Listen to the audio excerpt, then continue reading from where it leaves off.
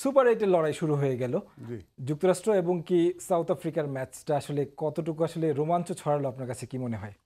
সাবেক নির্বাচক না না সেটাই সাবেক উল্লেখ করা আছে জি সামনে তাই বললাম। এক্স্যাক্টলি আমার I am really impressed with USA এর খেলা দেখে বেশ ইমপ্রেসিভ হয়েছি। আই মিন প্রথমে মনে ছিল ফার্স্ট রাউন্ডে তারা হয়তো ভালো খেলে ফেলেছে, সেকেন্ড রাউন্ডে এসে হয়তো তাদের কষ্ট হবে মানে খেলতে সেকেন্ড রাউন্ডে, বিকজ এসোসিয়েট কান্ট্রি বা মূলধারার টিমের সাথে অত বেশি খেলা হয় না। রাইট।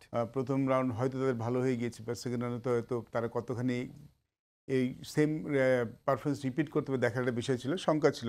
প্লাস খেলা দেখে মনে হচ্ছে না, they are good, they are really good. I mean যে ধরনের শট তারা খেলেছে, সাউথ আফ্রিকা একটা ভালো টোটাল করেছিল, সেই টোটালটা তারা কিন্তু খুব ভালো মতো চেস করেছিল। They are very much on the game. শেষ পর্যন্ত কিন্তু তারা টিল 18 ওভার তারা কিন্তু খেলার মধ্যেই ছিল। তাদের খেলার অ্যাপ্রোচটা দেখে, খেলার স্টাইল দেখে কিন্তু বেশ ভালো লেগেছে। I must say I am really impressed with USA team. I mean so far এই ওয়ার্ল্ড কাপে খুব ভালো ক্রিকেট খেলছে।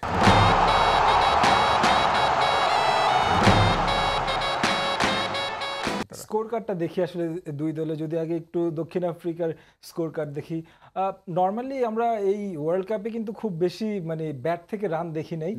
কুইন্টন ডিকক 74 রান করেছেন নর্মালি, তিনি যেভাবে খেলেন। Aiden Markram 46 run, Klaasen 36 run.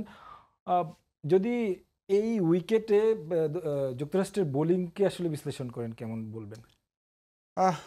আজকে South African they are very positive, very much positive. শুরুতেই তারা কিন্তু রানের জন্য যাচ্ছিলেন, তারা আজকে চেষ্টা করেছেন। উইকেটটা আমার মনে হচ্ছে কম্পারেটিভলি যে এইবার ওয়ার্ল্ড কাপ যেটা দেখেছি সেই হিসাবে উইকেটটা কিন্তু আজকে মোটামুটি ভালোই ছিল, অতটা খারাপ ছিল না। শেষের দিকে হয়তো একটু স্লো ডাউন করেছে, বাট সোফার 40 ওভার পর্যন্ত উইকেট কিন্তু ভালোই ছিল। সেক্ষেত্রে হয়তো সাউথ আফ্রিকা চেষ্টা করেছেন। দেখার বিষয় ছিল যে ওয়েস্ট ইন্ডিয়ান ইউএসএ বোলাররা এরকম উইকেটে কেমন বোলিং করেন। I think Netravalkar was very good. শেষের দিকের ডেথ ওভারগুলিতে দারুণ বল করেছেন, নাহলে হয়তো প্লাস রান হয়ে যেতে পারতো। স্পিনাররা ভালো বলে, হারমিত সিং ভালো বোলিং করেছেন স্পিনার, মাঝখানে কিন্তু তারা উইকেট নিয়েছেন।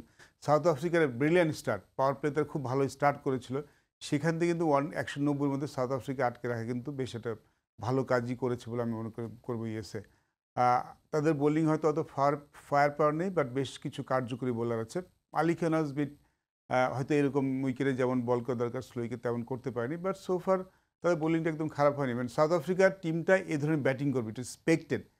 এই টুর্নামেন্টের আগে কিন্তু, ওয়ার্ল্ড কাপের আগে কিন্তু আমরা জানতাম যে সাউথ আফ্রিকায় খুব এক্সপ্লোসিভ কিছু ব্যাটসম্যান এসেছে। সোফার তাদের কাছে ওরকম ব্যাটিং পাওয়া দেখছিলাম না, বাট আজকে কিছুটা তার আমরা গ্লিমস দেখতে পেয়েছি। যদিও এই ওয়ার্ল্ড কাপে এখনো সেঞ্চুরি দেখিনি, আজকে মনে হচ্ছিল কুইন্টন ডিকক হয়তো সেঞ্চুরি করেই ফেলবেন, সেদিকে এগোচ্ছিলেন। বাট সোফার সাউথ আফ্রিকার ব্যাটিং এসেছে, ইউএসএর বোলিংটা আমি বলবো যে খুব খারাপ হয়েছিল আজকে।